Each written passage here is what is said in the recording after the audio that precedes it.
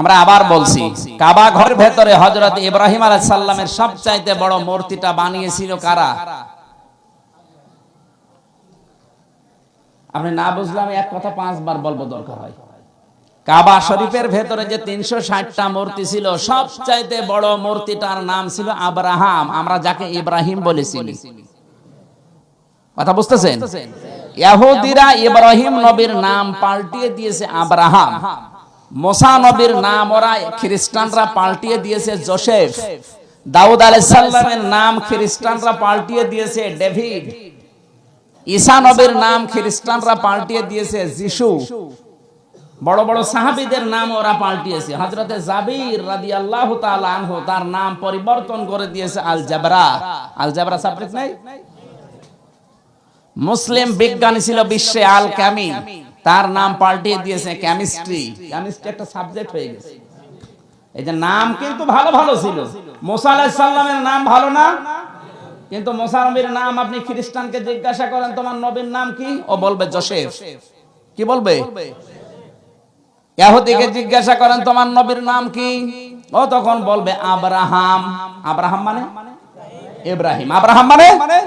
কাবা শরীফের ভেতরে যে মূর্তিগুলো বানিয়েছিল ইহুদি খ্রিস্টান মুশরিকরা, এই কথা বলে না কেন? ওগুলো কি ওদের খোদা? বলেন না। আপনি কোন হিন্দুকে যদি জিজ্ঞাসা করেন ভাই আপনার দেবতা কয়টা, বলে 33 কোটি। কত? 33 কোটির ভেতরে ঈশ্বর কোনটা? বলবে না একটাও ঈশ্বর নেই, কারণ ঈশ্বরকে দেখা যায় না। এই কথা বলা লাগবে। মুসলমানকেও যদি আজ অনেক মুসলমান এরকম যারা আছে যদি জিজ্ঞাসা করেন ভাই আপনি যে পীর সাহেবকে ধরলেন বা পীরের পীরকে ধরেছেন কোন কারণে, বলে এদেরকে আমরা এমনি ধরি না, এদেরকে ধরেছি আল্লাহর কাছে পৌঁছানোর জন্য। এই সমস্ত পীরদের বুজুর্গদের বড় বড় মানুষদের মূর্তিগুলো ভাস্কর্য আকারে তৈরি করে জানাতে চাচ্ছে এরা আমাদের খোদা না, কিন্তু এদের মাধ্যমে খোদার কাছে পৌঁছানো লাগবে। হযরতে ইব্রাহিম আলাইহিস সালামের মূর্তি ওরা ওই নিয়তেই বানিয়েছে, ইব্রাহিম আল্লাহর কাছে প্রিয়, তাকে যদি এভাবে আমরা প্রতিকৃতি আকারে বানিয়ে রাখি, আমরা সরাসরি আল্লাহর কাছে যদি যেতে নাও পারি, তার সন্তান ইব্রাহিমের কাছে যেতে পারবো। নবীজি ক্ষমতা যখন পেলেন মদিনা থেকে এসে, না পাননি? বলেন বলেন। মদিনায় থেকে ক্ষমতায় পাওয়ার পরে মক্কায় এসে তিনি সর্বপ্রথম যে কাজ করেছিলেন কাবায় প্রবেশ করলেন। কোথায়? কাবা শরীফে প্রবেশ করার পরে লাঠি হাতে নিয়ে বললেন আকুল জাল হাক্কু ওয়া যাহাকাল বাতিল ইন্নাল বাতিলা কানা যাহুকা। সত্য এসে গেছে, মিথ্যা দূর হয়ে গেছে, আর মিথ্যা দূর হওয়ার জিনিস একটা একটা করে যতগুলো মূর্তি ভাঙবেন বলে সিদ্ধান্ত নিলেন। প্রথমে তাকিয়ে দেখলেন বড় মূর্তি, ওর নাম আব্রাহাম। তার মানে বলেন বলেন। ইব্রাহিম নবীর সন্তান হচ্ছে মুহাম্মাদুর, কারণ ইব্রাহিম নবীর আরেক সন্তানের নাম ছিল ইসমাইল। ইসমাইল হচ্ছে কুরাইশ বংশ। কথা বুঝতেছেন? ইব্রাহিম নবীর সন্তানের নাম ইসমাইল, তার বংশ পরস্পরা এসেছে কুরাইশ বংশ, ওই কুরাইশ বংশ থেকে এসেছে মুহাম্মদুর রাসূলুল্লাহ। তার মানে প্রকারান্তে হযরতে মুহাম্মদুর রাসূলুল্লাহ ইব্রাহিম নবীর সন্তান। তিনি ক্ষমতা পাওয়ার পরে সর্বপ্রথম বাবার মূর্তি ভেঙে আগে সরিয়ে দিলেন, কারণ মুহাম্মদুর রাসূলুল্লাহ ছিলেন বাবার বৈধ সন্তান, সুপুত্র। এই কথা বলেন না কেন?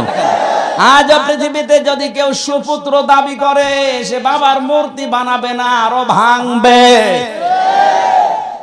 নবীজি যদি বলতেন না এটা আমার বাবার মূর্তি, এটা থাক, বাকিগুলো ভাঙো, বলতে পারতেন না? তিনি আগে ভাঙলেন নিজেরটা। আজ আমরা যারা আছি অনেকে ইসলাম বুঝি না। ইসলাম যদি বুঝতেন, আল্লাহর কসম আপনি নিজে তো বানাতেন না, কেউ ভাঙলে আপনি আগে ভাঙতেন। এজন্য তাফসীর যদি যুগের জ্ঞানের সাথে মিলিয়ে করতে যায়, অনেকে বলে হুজুর দিনকাল ভালো না, আপনার দরকার কি? দরকার কি? আমি তো দরকার কি বুঝছি না। আমি দেখছি নৌকার তলা যদি ফোঁটা হয়ে যায় তো উপরে বসে বসে হাওয়া খেলে আমিও ডুবে যাব। এখন হয়তো 50 বছর কিছু হবে না, নূহ আলাইহিস সালাম বুঝেছিল যে এখন কিছু হবে না। 100 বছর পরে আজ যাদেরকে বানিয়েছে আমার এই ছোট ছোট সন্তানগুলো বড় হয়ে ওদেরকে খোদা মনে করে মানবে, আর সেই সিস্টেমে চলছে। এই জন্য কথা বলা লাগে। আমি তো উপরে বসে বসে হাওয়া খাচ্ছি, কিন্তু নিচে তো নৌকার তলা ফুটো করে দিয়েছে। আমি যদি মানা না করি, নিষেধ না করি, বাধা না দেই, 10 বছর পরে আমিও আর থাকবো না, আমি সহ নৌকা ডুববে। বাধ্য হয়ে আমার নিষেধ করা লাগে, নাকি নিষেধও করবো না, ডুবে যাব, ডুববো, চলেন একসাথে ডুবে মরে যায় না। এখন আমি 4টা কাজ হারাম ঘোষণা করছি কোরআন দিয়ে। কয়টা? নাকি আমি বানালাম? এখন এই 4টা কাজ থেকে আল্লাহ বলেন তোমরা বিরত থাকবে। যদি থাকতে পারো বাংলাদেশ ডিজিটাল হবে। তফলিহুন শব্দের শাব্দিক অর্থ সফল কাম হওয়া, ডিজিটাল হওয়া। ডিজিটাল শব্দের শাব্দিক অর্থ কি? ডিজিট মানে গণনা, ডিজিট মানে, আর টাল মানে সরানো। টাল মানে একটার পরে একটা গণনা করতে হয়, যেটা তার নাম ডিজিটাল। সরানো নড়ানো করা লাগে, তার নাম ডিজিটাল। বসে থাকা যাবে না, কাজ করে খাওয়া লাগবে, এর নাম ডিজিটাল। আল্লাহ বলেন তোমাদের দেশ ডিজিটাল হবে যদি 4টা কাজ হারাম করতে পারো। কয়টা? এবার আমরা একটু শুনি, নাকি বাদ দেব? কোরআন থেকে আমরা কথা শোনার জন্য সোনালী আয়াতগুলো একবার পড়ছি। আউযু বিল্লাহি মিনাশ শাইতানির রাজিম। বিসমিল্লাহির রহমানির রহিম।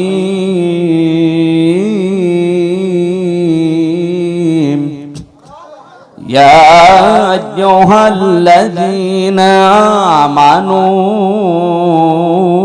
ইন্নামাল খামরু ওয়াল মাইসিরু ওয়াল আনসাবু ওয়াল আজলামু রিজসুম মিন। সূরা মায়েদা। কোন সূরা? সবাই বলেন। 90 নাম্বার আয়াত। মাত্র একটা আয়াত পড়েছি। মায়েদা শব্দের শাব্দিক অর্থ হচ্ছে দস্তরখানা। মায়েদা মানে কি? দস্তরখানার নামে আল্লাহ সূরা দিলেন কেন?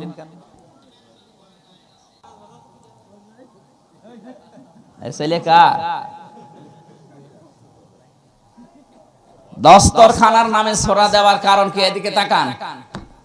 দস্তরখানায় আমরা ভাত খাই, খাবার খাই, নাকি?